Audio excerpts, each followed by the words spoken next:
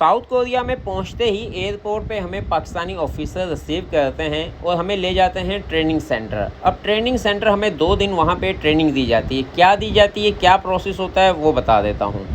Pakistani officer बस में हमें लेके जाते हैं। ट्रेनिंग सेंटर जैसे ही उतरते हैं सबसे पहले हमारा मेडिकल टेस्ट होता है, ताकि पाकिस्तान में किसी ने 2 नंबरी की हो तो वहीं से दोबारा पाकिस्तान, अगर सही है तो फिर वो भेजते हैं आपको खाना, नाश्ते का टाइम हो या दोपहर का खाने का टाइम हो, शिक्तंग कहते हैं कोरियन ज़बान में, और वैसे रेस्टोरेंट में वहाँ पे कोरियन खाना दिया जाता है। और तरीका बताया जाता है कि आपने सबसे पहले पीछे वाली टेबल फिल करनी है, फिर उससे अगली, फिर उससे अगली।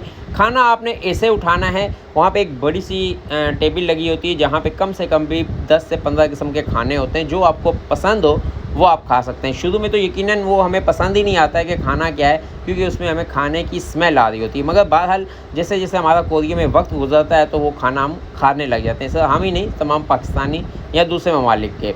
उसके बाद हमें ट्रेनिंग ये दी जाती है कि आपने कंपनी के मालिक के साथ कैसे बात करनी है, कैसे उठना है, सुबह कब उठना है, सुबह उठ के वर्जिश करनी है हल्की फुल्की। उसके बाद आपने नाश्ता करके ऑफ़िस या अपने कंपनी जाना है। वहाँ पे आपने 10 मिनट पहले पहुँचना है। छुट्टी के 10 मिनट तक आपने अपनी मशीन की सफाई और दूसरे के सपुर्द करना है कि भाई ये अब आपकी ज़िम्मेदारी, कुछ पूछ-गीछ करनी है तो मुझसे पूछ लें। वहाँ पे 2 दिन हमें यही ट्रेन दिया जाता है कि आपने खाना कैसे खाना है, उठना कैसे, बैठना कैसे, कोरिया में रहना कैसे है। जब ये ट्रेनिंग दी जाती है उसके बाद 2 दिन के बाद कंपनी का मालिक आता है, वो हमें ले जाता है।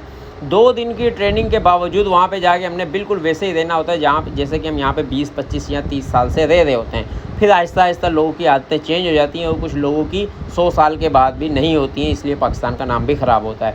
लिहाजा जैसा देश वैसा बेस। अगर आप कोरिया में गए हैं, आप इस्लाम से दूर हरगिज़ ना हो, मगर जो उनका कल्चर है ईमानदारी का, सच्चाई का, टाइम पे काम करने का, टाइम से पहले जाने का, टाइम के बाद छुट्टी करने का, सफाई का बहुत ज़्यादा ख्याल रखते हैं, तो उन्हें आप अपनाएं, जो कि इस्लाम में जायज़ हैं।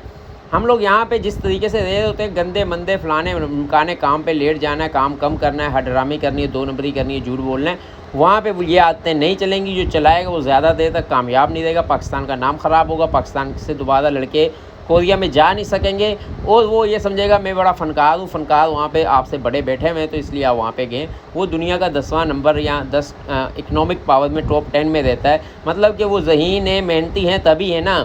हमारे जैसे हडराम होते तो क्यों टॉप 10 में रहते। इसलिए वहाँ पे जाके उनकी आदतें अपनाओ। जो हराम है वो ना अपनाओ, मगर जो हलाल हैं, जो इस्लाम में जायज़ हैं, वो तो अपनाओ। तो इंशाअल्लाह ताला वहाँ पे भी कामयाब होंगे। जब दोबारा पाकिस्तान आएंगे 10-20 साल के बाद, पाकिस्तान में भी कामयाब हैं। आज तक के लिए इतना काफ़ी। अपना और अपने दोस्तों का ख्याल रखिएगा। अल्लाह हाफ़िज़।